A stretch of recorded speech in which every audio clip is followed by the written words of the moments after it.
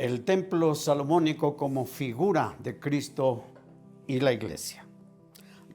Síganos en nuestras plataformas y regálenos un me gusta o algún comentario. En el primer libro de los Reyes, en su capítulo 5, versículo 5, fue justamente Salomón el que dijo: ha llegado la hora de construir el templo. Hoy vamos a aprender muchas cosas, como lo que dice Romanos 15:4, todo lo que fue escrito para nuestra enseñanza fue escrito. El mismo Cristo dijo una ocasión en Juan capítulo 5, versículo 39, dijo el Señor: escudriñad las Escrituras, porque a vosotros os parece que en ellas tenéis la vida eterna. Son las que dan testimonio de mí. Reflexionamos y decimos que como no existía el Nuevo Testamento, pues obviamente aludía al Antiguo Testamento. Esto echa por tierra el criterio de algunas corrientes religiosas que dicen que el Antiguo Testamento ya no aplica para nuestros tiempos, que solamente el Nuevo Testamento. Por no ser parte de nuestro tema, lo dejamos de un lado y será en otra ocasión que abordemos este asunto. En ese verso que dijimos de Primero de Reyes, capítulo 5, verso 5, Salomón, se decide construir porque ya era un mandato de Dios.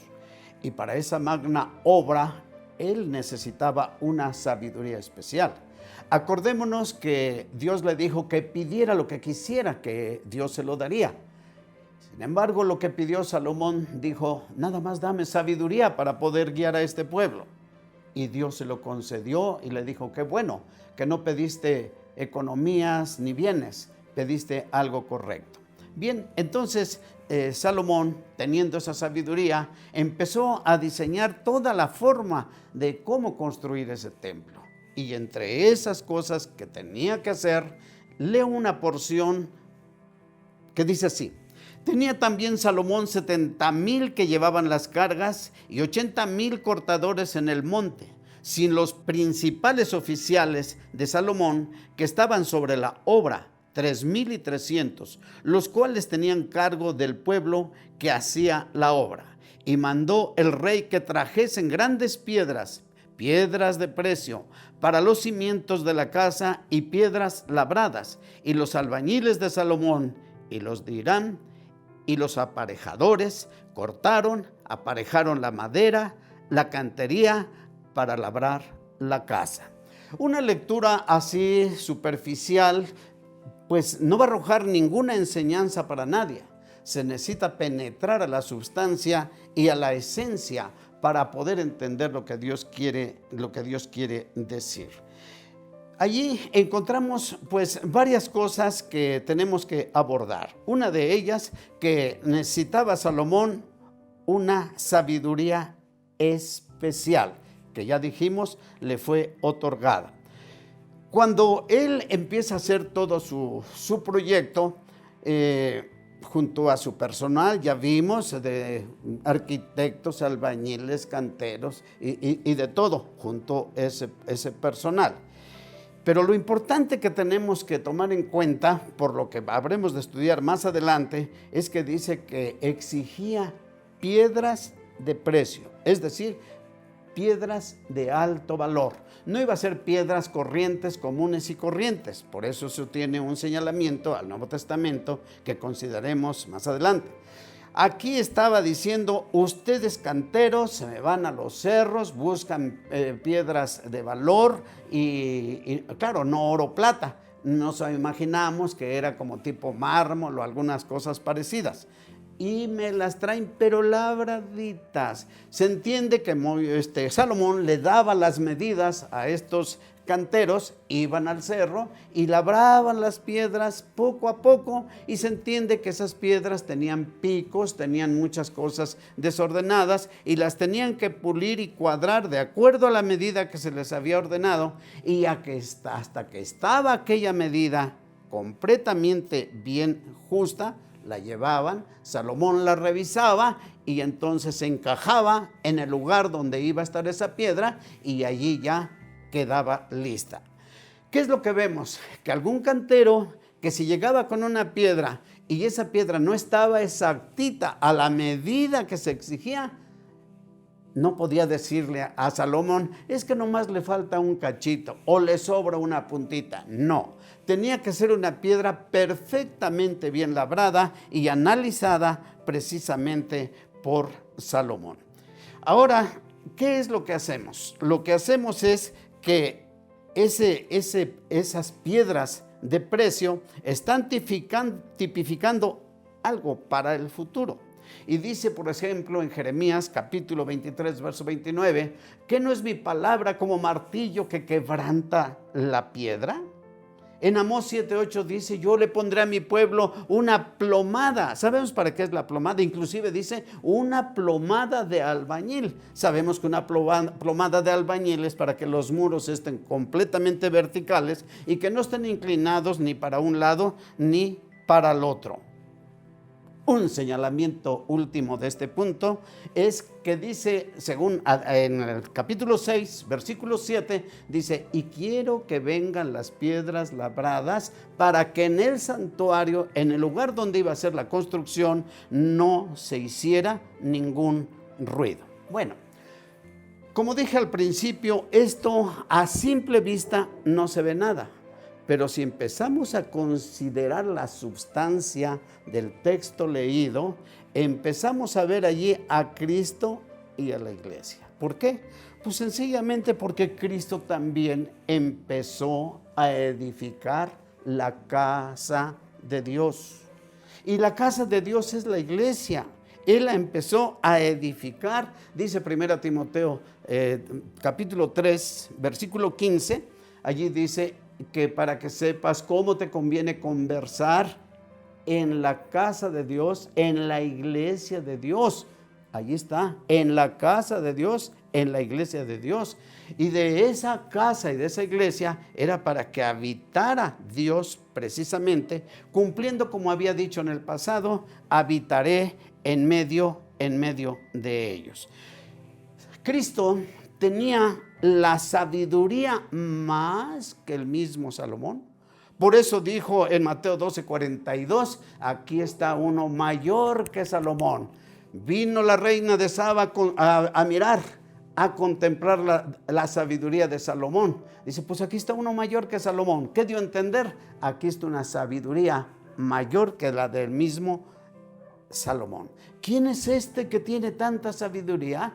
Entonces Cristo tenía esa sabiduría para hacer la casa de Dios que ya había sido dibujada en la construcción salomónica.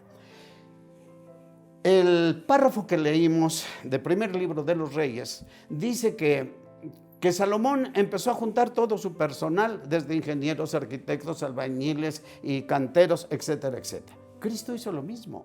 Cristo, para empezar a hacer la casa, juntó sus ingenieros, juntó sus canteros, juntó todo el personal.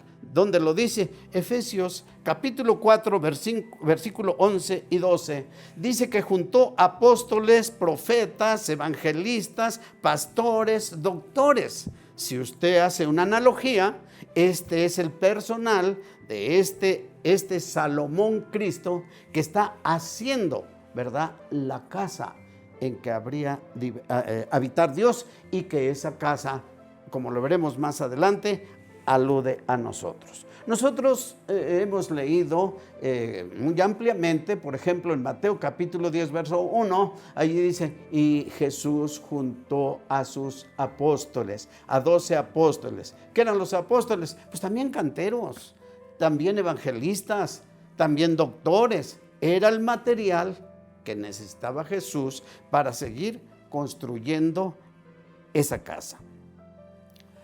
La analogía que hemos comentado se acrecenta cuando leemos, por ejemplo, 1 de Pedro, capítulo 2, versículo 4 y 5, a donde el Señor, de una manera muy amplia, a través del escritor, en este caso Pedro, ¿verdad?, dice que allí fueron, aludiendo a nosotros como personas, fueron personas que creyeron en Cristo Jesús, y estas piedras, dice, así dice, piedras vivas preciosas. Note usted la analogía, la comparación entre lo que escogió Salomón. Ordenó, no traigan cualquier piedra, traigan piedras preciosas, piedras finas, hagan un trabajo fino. ¿Qué da a entender? Pues que se tiene que predicar el evangelio, se tiene que pulir las piedras, se tiene que quitarle los picos que tienen. Allá se le quitaban los picos, pero veamos las piedras de acá. Las piedras que se tienen que ser evangelizadas, los picos que se les tienen que quitar. Imagínese una piedra con muchos picos por todos lados y que se le tiene que quitar picos. Adulterio, fornicación, idolatría, borrachera, malas palabras y como cuántos picos juntamos. Una piedra con muchísimos picos. Pero está diciendo allí que el Cristo, ¿sí?, va con su personal, con sus pastores, con sus profetas, con sus evangelistas, con los doctores, con todo el personal que tiene, al igual que aquel Salomón. Cristo Jesús está preparando ese edificio que fue emulado desde allá hacia acá por Salomón. Entonces, ya quitando los picos, al igual que en aquel entonces, los picos, no puede hoy decir una persona se convirtió a Cristo la mitad o las 3/4 partes. No, tiene que ser labrado una persona que va a ser cristiana, que se entrega a Cristo Jesús, tiene que ser sana totalmente. Tiene que dejar todos los picos hacia atrás. Acordémonos lo que dijo Pablo. De modo que si alguno está en Cristo Jesús, nueva criatura es. Las cosas viejas pasaron, he aquí todas son hechas nuevas. Por eso Cristo Jesús dijo, te es necesario nacer otra vez. Entonces vemos nosotros que dice, por ejemplo, Jeremías capítulo 15, versículo 19, si sacares lo precioso de lo vil, ¿de dónde nos sacaron a nosotros? Pues de lodo. Pero el Señor dice, 1 Juan 1:7, fuimos lavados con su sangre preciosa. Hemos renacidos por su palabra. 1 Pedro 1:23, porque somos renacidos por la palabra y esta palabra vive y permanece para siempre. ¿No es mi palabra que quebranta la piedra? ¿No son las predicaciones que han quitado los picos a muchos de nosotros para hacer nuevas piedras, nuevas criaturas y entrar en Dios? 1 Timoteo 3:15, ahí está la iglesia, ahí está el edificio. Y por eso dijo el apóstol Pablo en el capítulo 3, versículo 9 de 1 a los Corintios, dice claramente, edificio de Dios sois. Ahí está. Yo como perito arquitecto he colaborado y el fundamento que he puesto es Cristo Jesús. Compaginando, dice en Efesios 2, 21 y 22, compaginando, quiere decir arreglando. Dice, el edificio, vosotros sois ese edificio, ese templo de Dios. Y dijo Pablo por último, ¿qué no sabíais que sois templo de Dios y que el Espíritu de Dios vive en vosotros, vive en ti? Se constituye el santuario, el nuevo santuario en Cristo Jesús. Síganos en nuestras plataformas y regálenos un me gusta o algún comentario. Estamos siempre para servirles. Que Dios les bendiga a todos ustedes.